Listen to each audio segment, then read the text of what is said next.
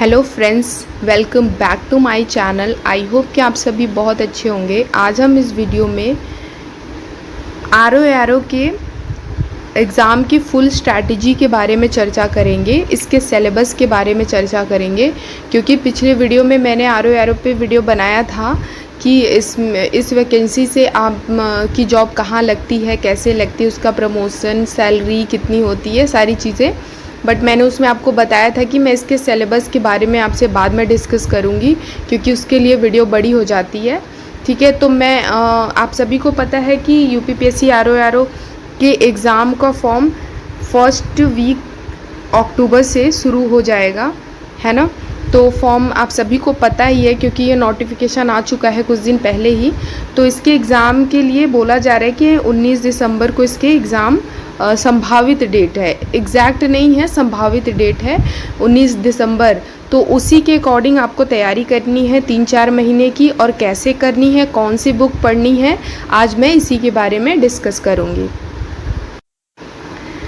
सबसे पहले आर के जो प्री के पेपर होते हैं उसमें जीएस के पूरे 140 क्वेश्चन होते हैं और हिंदी के 60 क्वेश्चन होते हैं। ठीक है, और जीएस में इतने सारे सभी सब्जेक्ट को इंक्लूड किया जाता है। तो मैं सभी सब्जेक्ट के बारे में एक एक करके बात करूँगी। जैसे कि आप सभी अगर आर की तैयारी कर रहे हैं ना, तो आप यूपीपीसीएस का जो 10 साल का पेपर है आप उसको पहले सॉल्व करिए। ठीक, जितना भी पिछले 10 साल का पेपर है यूपीपीसीएस का उससे सॉल्व करिए, क्योंकि आर 2021 का पेपर बहुत टफ़ आया था और 2023 का भी इजी नहीं रहेगा, उससे भी ज़्यादा टफ़ होने वाला है।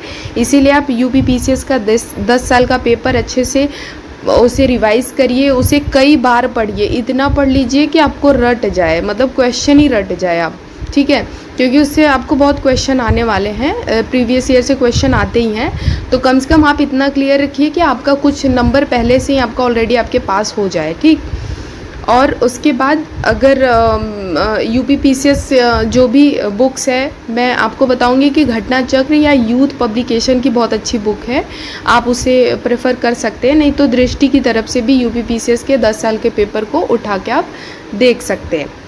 तो सबसे पहले अगर हिस्ट्री की बात करें तो हिस्ट्री के लिए आपको एसके पांडे की एक बुक आती है। ठीक, इनकी जो बुक है ना, ये फैक्चुअल क्वेश्चंस इसमें है। तो आपको पता है यूपी के जितने एग्ज़ाम होते हैं वो कॉन्सेप्चुअल नहीं होते, फैक्चुअल होते, फैक्ट पूछे जाते हैं। तो एसके पांडे इसके लिए आपके लिए बेस्ट होगी। ठीक है, अगर आप हिस्ट्री पढ़ रहे हैं तो आप हिस्ट्री के लिए एसके पांडे ले सकते हैं। नहीं क्योंकि हिस्ट्री से वेटेज बहुत अच्छा जाता है। पिछले साल लगभग 40 क्वेश्चन आए थे जीएस में, जिसमें से 100 नंबर बाकी सब्जेक्ट थे, 40 क्वेश्चन सिर्फ और सिर्फ हिस्ट्री से आए थे। इसलिए हिस्ट्री का वेटेज अच्छा होता है। तो आपको एंशिएंट और मेडाइवल और मॉडर्न के लिए आप एसके पांडे ले सकते हैं। ठीक, नेक्स्ट है ज्योग्राफी के लिए मैं आपको बोलूँगी कि आप इंडियन ज्योग्राफी ज़्यादा देखिए। जैसे कि पहाड़, पर्वत, पूरब से पश्चिम लगाइए, उत्तर से दक्षिण लगाइए, ये सारी चीज़ें पूछता है उसमें। और कौन से लघु हिमालय, बृहत हिमालय में कौन सी चोटियाँ कितनी बड़ी है, किस राज्य में है, इतनी बारीकी से आपको देखना पड़ेगा ज्योग्राफी। मैं भी इस पे वीडियो बहुत सारे बनाऊँगी, आप चाहो तो देख सकते हो, अदरवाइज़ यूट्यूब पे भी बहुत सारे वीडियो पड़े हैं, तो आप उससे भी पढ़ सकते हो। प्रैक्टिस के लिए आप ज़्यादा मेहनत करिएगा, टॉपिक के लिए आप एक 2 बार रिवाइज़ कर लोगे तो वो बेहतर हो जाएगा। ठीक है, और वर्ल्ड ज्योग्राफी से आपको कॉन्टिनेंट पढ़ना है, एक कॉन्टिनेंट उठाइए और सब उसमें झील, झरना, पहाड़ जो भी है सारी चीज़ें पढ़ लीजिए। जैसे अमेरिका का उठा रहे हो तो उत्तरी अमेरिका का सारी चीज़ें पढ़ लिया, कौन सी नदी कहाँ से कैसे, सारी चीज़ें ऐसे एक करके उठाइए, एक करके उसे ख़त्म करिए। नेक्स्ट है आपका इकोनॉमिक्स। तो इकोनॉमिक्स के लिए आप करेंट अफेयर्स से जितनी सारी इकोनॉमिक्स आती है वो, और फिर बजट आपको पता है बजट पढ़ना है, बजट आप पढ़िए। और किसके लिए कितना आवंटन किया गया है, जैसे नरेगा के लिए, मनरेगा के लिए, और शिक्षा के लिए, स्वास्थ्य के लिए कितना पैसा आवंटन किया गया है केंद्रीय बजट से, वो सारी चीज़ें आप इकोनॉमिक्स में पढ़ सकते हैं। और जहाँ तक स्टैटिक पोर्शन की बात करूँ तो उसके लिए आप लूसेंट ले सकते हैं। ठीक है, स्टैटिक पोर्शन के लिए आप लूसेंट ले सकते हैं। साइंस की बात करूँ तो साइंस के लिए भी आपकी लूसेंट की बुक सबसे बेस्ट है, क्योंकि लूसेंट से ही साइंस की सारी यूपीपीसीएस में भी क्वेश्चन पूछे जाते हैं और यूपीपीएससी आरओ में भी वहीं से पूछे जाएंगे।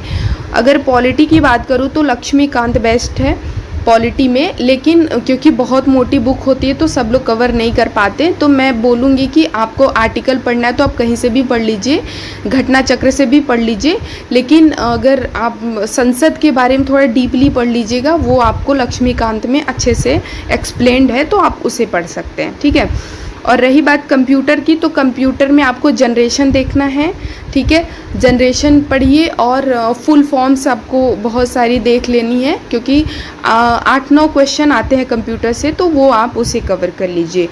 और आजकल यूपी स्पेशल का वेटेज बहुत ज़्यादा बढ़ रहा है, तो यूपी स्पेशल के लिए मैं एक ही बुक सजेस्ट करूँगी आपको, परीक्षावाड़ी, ठीक है। आप परीक्षावाड़ी की बुक ले लीजिए, मैं यही सजेस्ट करूँगी कि आप यूपी स्पेशल के लिए परीक्षावाड़ी की बुक ले लीजिए, सबसे बेस्ट है, ठीक।